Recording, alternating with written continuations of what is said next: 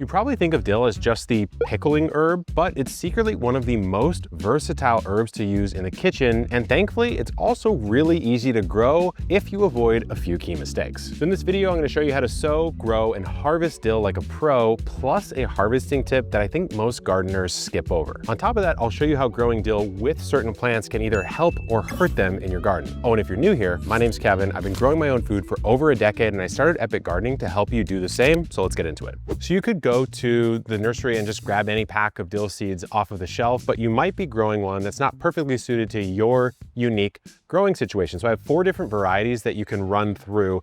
The first being probably the most popular, that would be Bouquet. It's beautiful. It's a classic dill, and it also works really well because it produces a lot of seed pods. So if you wanted to use it for pickling, Bouquet could be the choice for you. This next one is great if you're space constrained or you just want a lot of dill leaves to use fresh. It's called Tetra. It just produces way more leaves than stem, and it's relatively compact, meaning it won't spread all over the garden.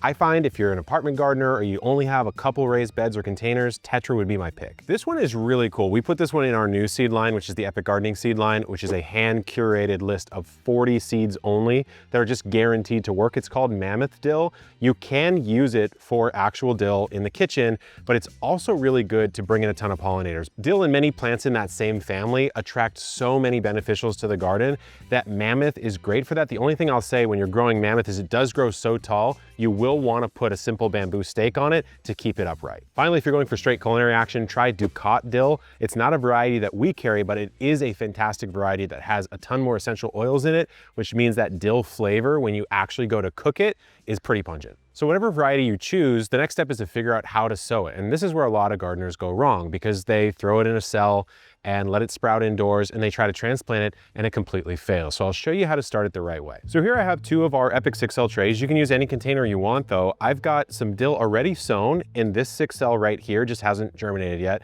And then I also have some oceanside spinach just as an example. So the thing to know about dill, you can transplant it. It just doesn't really like it that much. No surprise, it's related to carrots. What do you eat of a carrot? A long taproot. If you disturb that, you're kind of disturbing the thing you want to eat and stunting it. Dill, of course, you're eating the leaves, but it functions in a somewhat similar way because they're related plants. So if you're going to transplant it, I highly recommend transplanting in a container that you can easily remove the plant from without disturbing the soil at all. So I'll show you how we do it in our trays. Of course, you can use whatever you want. So here's a spinach right here. Just pretend this was a dill, and there's a large hole at the bottom. You could scoop it out with like a little fork or something if you don't have that hole at the bottom, but you want to just be very careful and pop it out. I like to come in on the side like that. See how I haven't disturbed any of the soil, any of the root matter at all? When I transplant, I want to put it in just like this. I don't want to shake it up, rustle up the roots like you might do with some other plants.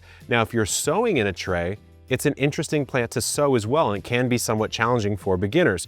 So the seed, of course, looks like dill seed, and that's what you use for pickling, right? But it's kind of large and it's somewhat flat. And so the way that it wants to be sown is actually to be surface sown. So you throw a few in a cell and you'll press it in, just adhere it to hopefully already moist soil with your fingers, and you can very lightly cover it with just a little bit of soil. Now, what you need to do now is make sure you keep the moisture really high. Why? Dill, unlike many plants, takes quite a long time to germinate or sprout. It takes 20 to 25 days. Things like lettuce, cabbage, all those, it's like 5-7 days and they're up and they're nice and good to go.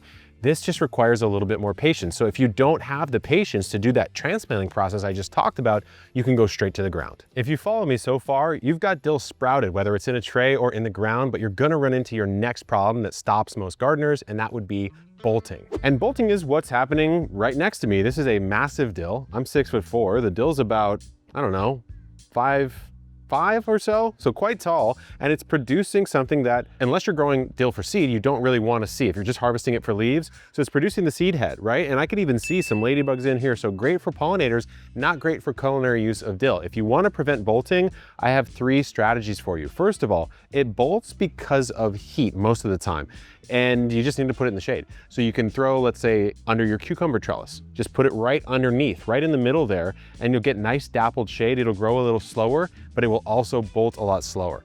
If you want to avoid bolting altogether, Just succession sow dill about every 2 weeks or so, and then every 2 weeks, harvest the dill completely. You don't have to worry about bolting at all because you're taking the entire plant. And then the third strategy, which is the easiest one and I would recommend it the most, is just to harvest your dill early and often. So you can keep the plant, but just cut young dill pretty quickly and it will prevent the bolting quite a bit. And if you want to do that, I might also sow more dill than you might otherwise. And speaking of planting more dill, did you know that dill can actually help or hurt the plants that you put it right next to? Let's kick it off with some of the plants that dill helps. The first category is a family of plants. It's really one species times many different cultivars, and it's all the brassica style crops. Cauliflower, cabbage, kale, broccoli.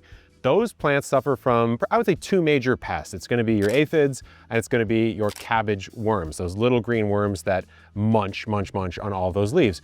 Dill, bringing in all these beneficials. In fact, just over there, I saw some ladybugs and lacewings on that dill. It's gonna bring those in and those are going to predate or eat all of those pests that are on your cabbages. It's really good for that.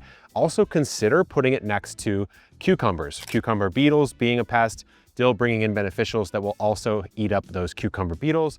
And then finally, one that doesn't have anything to do with pests and a crop that you typically don't interplant with, which would be your garlics and your onions, maybe your shallots, your leeks. Typically, we recommend don't put anything next to those, but they don't compete much for nutrients with dill. And if harvested early, let's say you have a garlic bed or an onion bed, pepper some dill in, try that out. You'll get a little extra yield out of that plot without disrupting the onions. As for the plants that dill hurts or certainly doesn't help, something like tomatoes is a confusing one that I probably wouldn't recommend planting next to. And that's because when dill bolts or when dill does go to flower, and if you're trying to bring in those beneficials, it actually becomes what's called allelopathic, or it starts to inhibit the growth of other plants around it, tomatoes being particularly susceptible. So I wouldn't interplant with tomatoes unless I was harvesting it really early. And I would also not plant it next to carrots. They're actually related, they're in the same family, which means they suffer from the same pests and diseases. Putting them together not only disrupts the carrots, but also makes it a buffet for all of those different organisms that want to eat those plants. So now that you know where to plant dill and where not to, let's talk about a little tip on harvesting it that really maximizes its life. So most gardeners wait too long to harvest their dill. So here's my example dill right here. They might wait until it's maybe this big before they start harvesting, thinking the bigger the leaves, the better. The truth is, the younger the leaves, of course not too small, the better. The flavor is more impactful, it's more fresh. The ways to harvest it, there's a couple of different ways you can do it. You can come through and very delicately prune off, each individual leaf like this from the outside. That's a nice little sprig of dill. Or as long as you don't destroy what's called the crown or that sort of central growing point, you can come through much like you would like a leaf lettuce and clip right above that point. So if you look very closely, you can see there's very young dill leaves coming out right here on this plant. So roughly about here is where I don't want to cut below.